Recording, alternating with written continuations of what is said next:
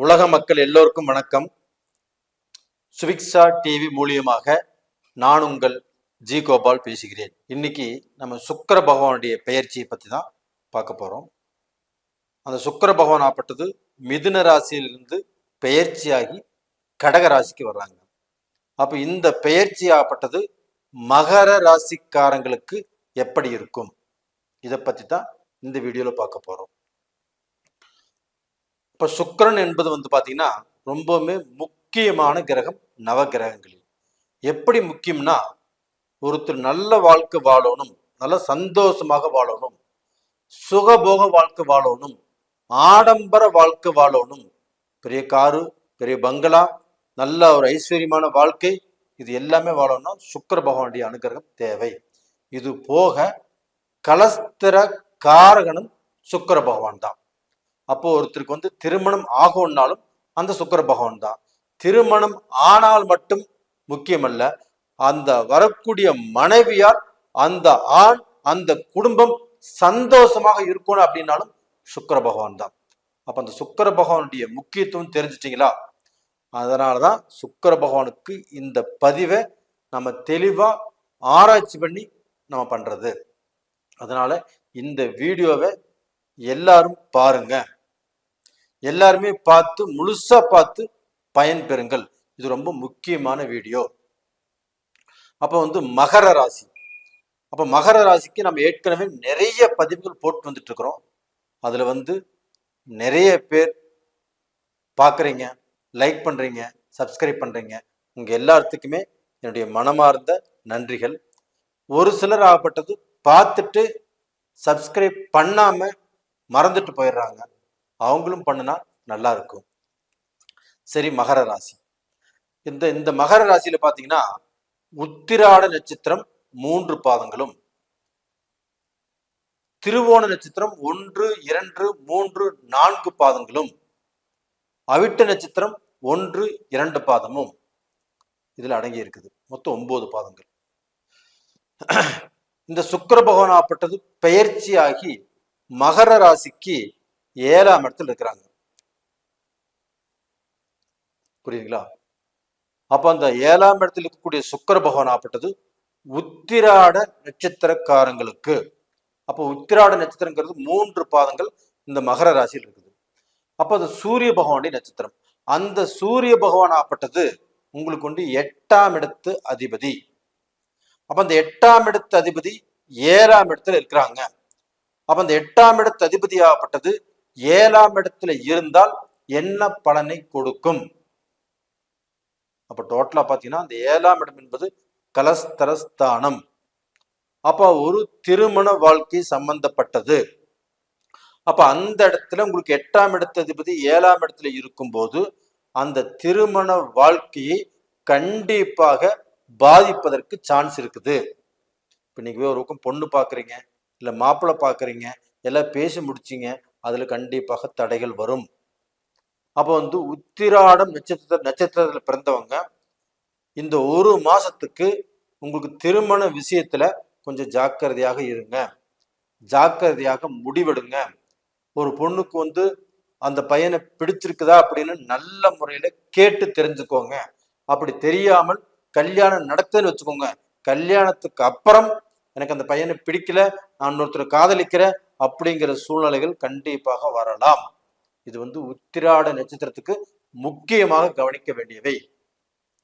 இது போக உத்திராட நட்சத்திரத்துல பிறந்தவங்க அவங்களுடைய குடும்ப வாழ்க்கையிலுமே அவங்களுடைய சந்தோஷம், அவங்களுடைய மன நிம்மதி, அவங்களுடைய திருப்தி 3வது மனிதனால் கண்டிப்பாக கெடும். அப்ப அடுத்தவங்கனால உங்களுடைய சந்தோஷம் கெடக்கூடிய அளவுக்கு வாய்ப்புகள் இருக்குது. அப்ப உங்களுடைய குடும்பத்துல இல்லாததையும் பொல்லாததையும் ஒருத்தர் சொல்லி உங்களை நம்ப வைக்க செய்வாங்க. அப்படி நீங்க நம்பிடாதீங்க. எதுவாக இருந்தாலும் தீர விசாரித்து நம்புங்க. அது போக பாத்தீங்கன்னா உங்களுக்கு இந்த சமயத்துல ஆணாக இருந்தாலும் பெண் மேல சந்தேகம் வரும், பெண்ணாக இருந்தாலும் ஆண் மேல சந்தேகம் வரும். இந்த சந்தேகத்தை இந்த மாதத்தில் வருவதற்கு விடாதீங்க. இந்த மாதத்தில் நீங்க எந்த விதமான முடிவு எடுத்தாலும் அது தவறாக முடியும். அப்போ ஒரு நல்லவரை சந்தேகப்பட்டு வச்சுக்கோங்களேன், அவங்களுடைய மனசு எந்த வேதனைப்படும், அவங்களுடைய ரியாக்ஷன் எப்படி இருக்கும். ஒரு பெண்ணை சந்தேகப்பட்டாலும் அப்படித்தான், ஒரு ஆணை சந்தேகப்பட்டாலும் அப்படித்தான். அதனால இந்த காலகட்டத்துல இந்த மாசத்துல அந்த மாதிரி முடிவுக்கு நீங்க போகாதீங்க. அப்ப டோட்டலா பாத்தீங்கன்னா திருமண வாழ்க்கையில் சில குழப்பங்கள் வருவதற்குண்டான வாய்ப்புகள் இருக்குது.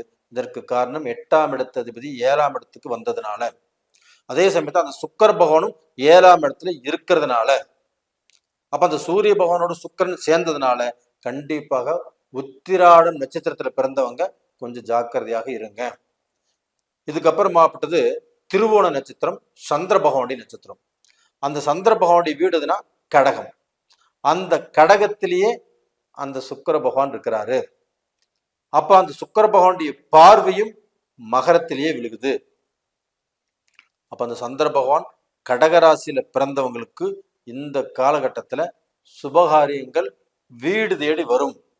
அப்ப நீங்க பொண்ணு பார்த்தாலும் சரி, மாப்பிள்ளை பார்த்தாலும் சரி, தடைப்பட்ட திருமணங்களாக இருந்தாலும் சரி, இரண்டாவது வாழ்க்கைக்கு யார் காத்துட்டு இருந்தாலும் சரி, அது ஆணாக இருந்தாலும் சரி, பெண்ணாக இருந்தாலும் சரி, அவர்களுக்கு இந்த தருணம் சூப்பர் அப்படின்னு சொல்லுவதற்கு 100க்கு 99% நல்லா இருக்குது. அப்போ இந்த சுக்கர பகவானுடைய பெயர்ச்சி திருவோண நட்சத்திரத்துல பிறந்தவங்களுக்கு ஒரு நல்ல ஒரு இனிப்பான சம்பவங்களை அவங்களுடைய வாழ்க்கையில கொடுக்கும். அது திருமணம் மட்டும் இல்லை, அவங்களுடைய நடைமுறை வாழ்க்கை, அவங்களுடைய பிசினஸ், அவங்களுடைய தொழில், அவங்களுடைய நட்பு வட்டாரம், இதுல எங்க எந்த மாதிரியான விசேஷங்கள் இருந்தாலும் சரி, அதுல அவங்களுக்கு நல்ல திருப்தியை கொடுக்கும். இது போக பாத்தீங்கன்னா அவிட்ட நட்சத்திரம். அப்ப அந்த அவிட்ட நட்சத்திரம் அப்படிங்கிறது செவ்வாயுடைய நட்சத்திரம். அப்ப அந்த செவ்வாய் பகவான் ஆப்பட்டது உங்களுக்கு 5ஆம் இடத்துல குரு மங்கள யோகத்தோடு இருக்கிறார். அந்த செவ்வாய் 4ஆம் இடத்து அதிபதி 5ஆம் இடத்துல குருவோட சேர்ந்து குருமங்கள யோகத்துல இருக்கிறதுனால அந்த அவிட்ட நட்சத்திரத்துல பிறந்தவங்களும் இந்த பீரியட்ல அது 5ஆம் இடத்துல இருக்கிறதுனால அந்த செவ்வாயுடைய அனுகிரகத்துல அவிட்ட நட்சத்திரத்துல பிறந்தவங்க யார் எல்லாமே குழந்தை இல்லாமல் புத்தர தோஷத்தோடு தவிச்சிட்டு எத்தனையோ கோயிலுக்கு போய் குழந்தை இல்லாமல் எல்லா தெய்வத்தையுமே வெறுத்து என்னடா வாழ்க்கை நம்மளுக்கு ஒரு புத்திர பாக்கியம் கொடுக்கலையே அப்படிங்கிற கஷ்டத்துல இருக்கிறவங்களுக்கு கண்டிப்பாக இந்த பீரியட்ல புத்திர பாக்கிய குறை நிவர்த்தியாகும். அப்போ இயற்கையாவே கரு நிக்கிறதுக்கு வாய்ப்பு இருக்குது. அது போக ஹாஸ்பிட்டலுக்கு போய் செக்அப் பண்ணி ட்ரீட்மெண்ட் ஸ்டார்ட் பண்ணுவதற்கும் இது அருமையான ஒரு மாதம். அது போக மகர ராசியில அவிட்ட நட்சத்திரத்துல பிறந்தவங்களாப்பட்டது அவங்க பூர்வீக சொத்து சம்பந்தப்பட்ட பிரச்சனைகள் தீரும். அவங்களுடைய அறிவு, அவங்களுடைய திறமை, அவங்களுடைய அந்த பவர், அந்த மேன் பவர் சொல்லுவாங்க இல்லையா, அது அவங்களுக்கு இருக்கக்கூடிய அந்த விஷயங்கள் இப்ப புலப்படும். அப்ப இதனால அடுத்தவங்க அவங்கள ஒரு வேலைக்கு கூப்பிட்டுக்குவாங்க. இந்த வேலைக்கு நீதான் சரியான ஆள் அப்படிங்கிறது தெரிய வரும். அப்போ அவங்கள அந்த வேலைக்கு எடுத்துக்குவாங்க. அப்ப டோட்டலா அவங்க ஒரு பிசினஸ் பண்ணனாலும் நல்லா இருக்கும். ஏன்னா 5ஆம் இடம். இந்த மாதிரியான ஒரு அமைப்பு அந்த அவிட்ட நட்சத்திரக்காரங்களுக்கு இருக்குது. அப்ப அந்த அவிட்ட நட்சத்திரக்காரங்களாகப்பட்டது கண்டிப்பாக அவங்க இப்போ தமிழ்நாட்டில இருக்கிறாங்க, இல்லை வேற ஸ்டேட்ல இருக்கிறாங்கன்னா, தமிழ்நாட்டில் லாட்ரி யோகங்கிறது இல்லை. அப்ப வேற ஸ்டேட்ல இருக்கிறவங்க, வேற நாட்டுல இருக்கிறவங்க அவங்க பாத்தீங்கன்னா இந்த லாட்ரி வாங்குறது, ஷேர் மார்க்கெட்ல ஷேர் போடுறது, பேங்க்ல பணம் டெபாசிட் பண்றது, இந்த மாதிரி விஷயத்தை அவங்க செய்தால் அதன் மூலியமாக ஒரு நல்ல பலன் கண்டிப்பாக கிடைக்கும். லாட்ரி யோகம் அப்படிங்கிறது அவங்களுக்கு 100க்கு 100% இருக்குது. அப்போ அவங்க செவ்வாயுடைய ஆதிக்கம் படைத்தவர்கள். ஆனா மகர ராசியில் இருக்கிறாங்க. அப்ப அங்க சனி இருந்தா கூட இந்த தேவையில்லாத பணம், உழைப்பில்லாத பணம் வருவதை அவங்க ஏத்துக்க மாட்டாங்க. இருந்தாலும் அவிட்ட நட்சத்திரமாக இருக்கிறதுனால கொஞ்சம் பலன் இருக்குது, முயற்சி பண்ணுங்க. அப்ப டோட்டலா பாத்தீங்கன்னா அந்த சுக்கிர பகவான் ஆப்பட்டது மகர ராசிக்கு 5ஆம் இடத்துக்குரிய கிரகம், 10ஆம் இடத்துக்குரிய கிரகம். அந்த சுக்கிர பகவான் ஆப்பட்டது மகர ராசிக்கு ஆப்பட்டது 7ஆம் இடத்துல இருப்பது யோகம். 7ஆம் இடத்துல இருந்து 7ஆம் பார்வையாக மகர ராசியை பார்ப்பது 2வது யோகம். அப்ப மகர ராசியில பிறந்தவங்களுக்கு கண்டிப்பாக அந்த திருமண பாக்கியம், அந்த திருமண யோகம், அந்த கலஸ்திர ஸ்தானம் கூடி வரக்கூடிய காலகட்டம் வந்தாச்சு. அதனால மகர ராசியில் இருக்கிறவங்க கண்டிப்பாக திருமணத்துக்கு முயற்சி செய்யலாம். இந்த உத்திராட நட்சத்திரம் சொன்னீங்க இல்லைங்களா, அவங்க தன்னுடைய ஜாதகத்துல, தன்னுடைய ஜென்ம ஜாதகத்தில் தனக்கு நடக்கக்கூடிய தசாபுத்திகள் எப்படி இருக்குன்னு பாருங்க. அப்படி பார்த்துட்டு நீங்க சுபகாரியங்களுக்கு முயற்சி எடுக்கலாம். இது போக பாத்தீங்கன்னா மகர ராசி, அந்த மகர ராசிக்கு 5 கூடிய கிரகம் சுக்கிர பகவான் 7ஆம் இடத்துல இருப்பது சிறப்பு. 7ஆம் இடத்திலிருந்து 7ஆம் பார்வையாக மகர ராசியை பார்ப்பது சிறப்பு. இப்ப இந்த மகர ராசிக்கு வந்து இரட்டிப்பு யோகம், 2 யோகம். கண்ணா 2 லட்டு, கண்ணா 2 லட்டு திங்க ஆசியா அப்படிங்கிற மாதிரி குரு பகவானாகப்பட்டிய சுபகிரகமான குரு பகவானாகப்பட்டது மகர ராசிக்கு 5ஆம் இடத்துல இருக்கிறாங்க. அப்படி இருந்து மகர ராசிக்கு மகர ராசியவே பார்க்கறாங்க. இது ஒரு யோகம். சுக்கிர பகவான் 7ஆம் இடத்துல இருந்து 7ஆம் பார்வையாக மகர ராசியை பார்க்கறாங்க. அப்ப 2 சுபகிரகங்கள் குரு பகவானும் சுக்கிர பகவானும் அந்த மகர ராசி பார்ப்பது மகர ராசி கண்டிப்பாக ஒரு நல்ல ஸ்தானத்துக்கும் நல்ல அந்தஸ்துக்கும் நல்ல சுகபோக வாழ்க்கை வாழ்வதற்கும் திருமண காரியங்கள் நடப்பதற்கும் சுபகாரியங்கள் செய்வதற்கும் ஒரு அருமையான டைம் சொல்றேன். கண்டிப்பாக பயன்படுத்திக்கோங்க.